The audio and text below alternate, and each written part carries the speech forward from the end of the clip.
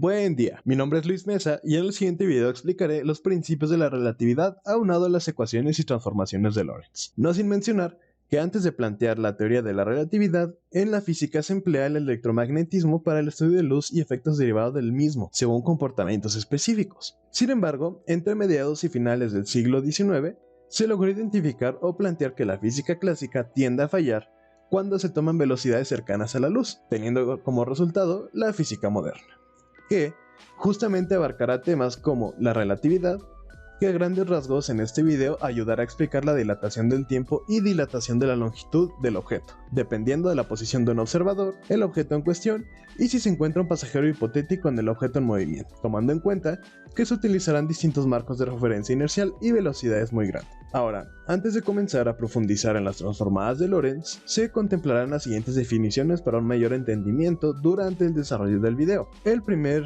punto es el marco de referencia.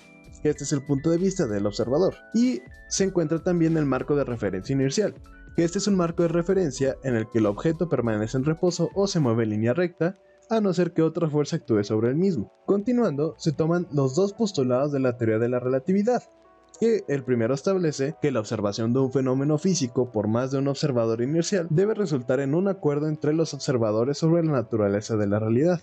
Esto quiere decir que la naturaleza del universo no debe cambiar para el observador si su estado inercial cambia, además de que toda teoría física debe ser matemáticamente similar para cada observador inercial y que todas las leyes físicas son universales. Esto quiere decir que aplican para todos los marcos de referencia inerciales en la cuestión que nos encontramos. Y por último, encontramos el segundo postulado, que establece que la luz se propagará hasta en el vacío con una velocidad constante, que es totalmente independiente del estado de movimiento del cuerpo emisor y del estado de movimiento del observador. Las transformaciones de Lorentz son las que nos permiten explicar mejor y hacer contable los casos de dilatación temporal y contracciones de longitud. Hay que dar crédito también a Galileo, que siguiendo la física clásica, obteniendo el suceso para el pasajero y al instante del mismo.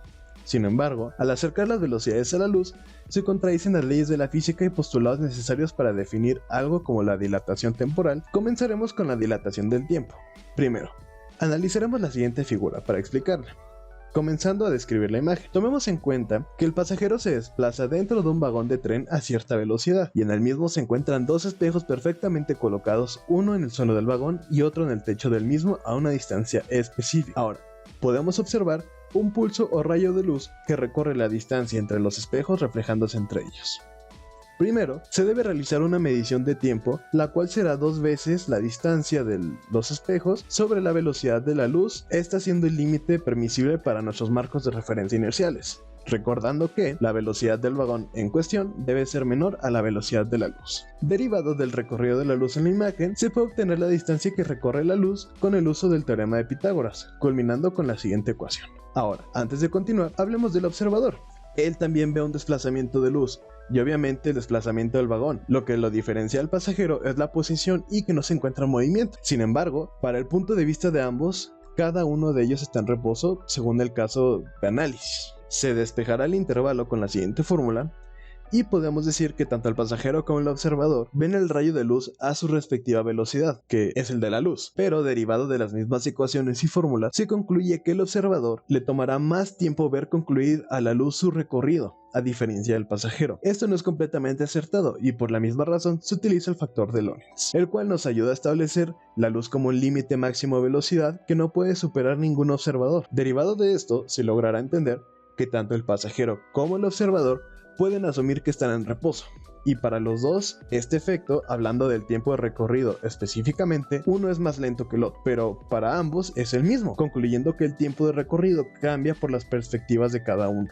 Es decir, que para el pasajero parecerá más lento y para el observador parecerá más lento, pero en realidad para los dos dura lo mismo. Esto es por la perspectiva y la velocidad del vagón. Ahora, podemos continuar con la contracción de la longitud. Para poder explicarlo, tomaremos en cuenta la siguiente figura. Se toma una fuente de luz que se encuentra en una parte específica del vagón de forma longitudinal con respecto al pasajero y al observador. Y este ciclo es medido por una regla a la par del rayo de luz, y este culmina en un espejo.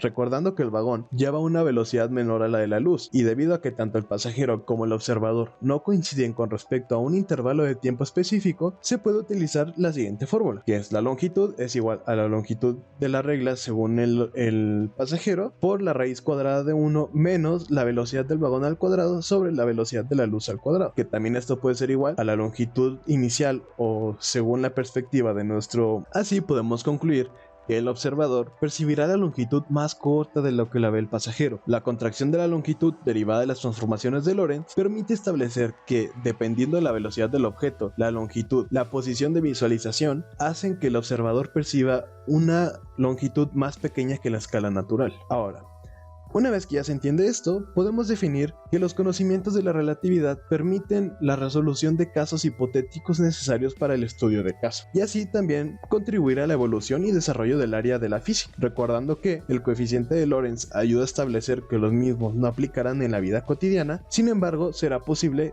aplicarlo según la necesidad y variables que cumplan los requisitos de la física moderna. Muchas gracias por ver el video. Espero hayas podido comprender los principios de la relatividad y las transformaciones de Lorentz con sus respectivas aplicaciones. Hasta pronto.